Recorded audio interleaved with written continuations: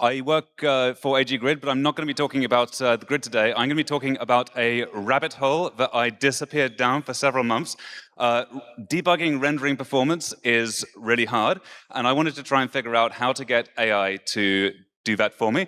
And I've been trying to think about what to cover, because it's just a 7-minute talk here, and what I figured I got time for, I'm not going to be able to walk you through the whole process, but I want to inspire you with some things that you might not have realized were possible, of ways that you can get AI to tackle this really hard problem for you. So first of all, why rendering performance is really hard to debug?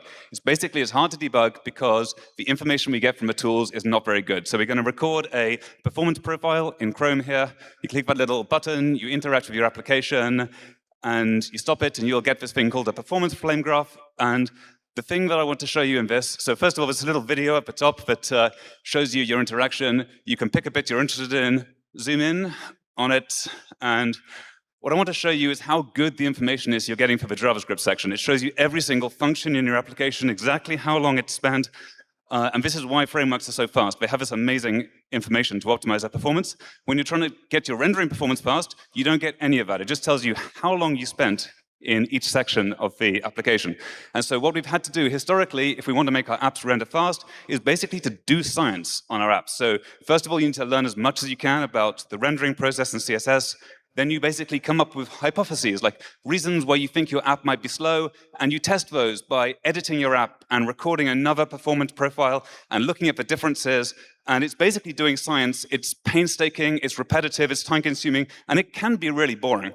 And if there's one thing AI is good at, it's automating boring stuff. So there is a Chrome Developer Tools MCP, which if you install, it can do anything that you can do in that UI. It can click through your page, record performance traces, and analyze for them. And the most important thing that AI can do is to flatten the learning curve. So it used to be that you needed to be an expert to get results. Now you can basically start doing this and get AI to take you through the process and learn as you go.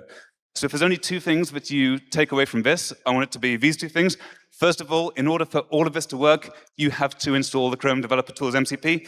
Without that, Claude doesn't know what it doesn't know. It won't recommend that you do this. It'll just be ignorant. So you need to do that yourself. And then my big suggestion is ask the AI what your options are. Don't say, fix this performance problem.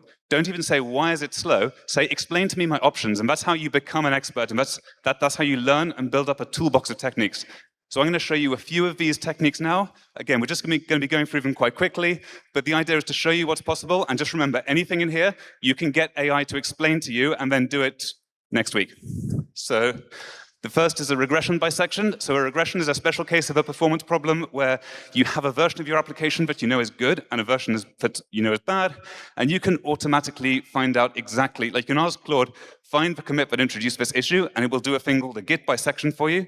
So if you know 50 commits ago, your app was good, now it has this problem, you can say, find the commit that introduced it, and it will check out a commit in the middle and test it, as in it will check out that source code, build your application, open it, start the dev server, open it in Chrome, navigate to the page, do the action that you told it was slow, record the performance profile, find out whether or not it's slow, really time-consuming stuff. And let's say, okay, we figured out commit 25 was good, so it'll repeat the process again, and it'll go systematically through your whole commit history to find out the exact commit. And I've gone away from a lunch break where I had this doing it for an hour, and I came back, and it's like, hey, this commit, that's your problem. So another technique I use all the time is a standalone reproduction. So here's the page I showed you earlier that recorded a performance trace from. If I was interested in like the resize performance of that grid, there's a whole bunch of other stuff up there that's just noise that's going to pollute the trace. So you can tell Claude, hey, here's a page I'm interested in. Just make a standalone version of that just has the grid.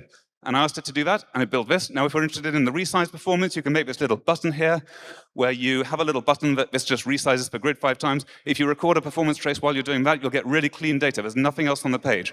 So again, a great way of investigating your performance problems. There's a synthetic stress test, another technique I use all the time. So the basic idea here is if you think something might be a little problem, create a crazy example that makes it a big problem so you can see it.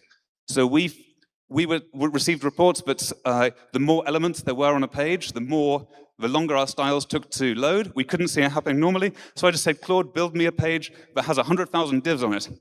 And there's a little button here to show and hide the divs, and a button to create a grid, which is going to add our styles to the page. And using this, we were able to reproduce the issue, because it's a crazy example with way more divs than you'd normally have. So this is basically just like a tiny little insight I'm trying to give you into the power of these tools. The idea is there is so much more that you can do. You can get Claude to go through and comment out every line in your CSS one by one until it finds the one that's causing a problem. You can ask it to go through your app proactively looking for performance problems, exercising every feature. Basically, the only limit is your imagination. And yeah, what I want to communicate to you is, first of all, you just need to ask AI to explain to you what's possible. I have this field I'm interested in, what techniques can I use? And it will explain all this stuff to you. Oh, and also install the Chrome MCP, otherwise it doesn't know what it's doing. Thanks.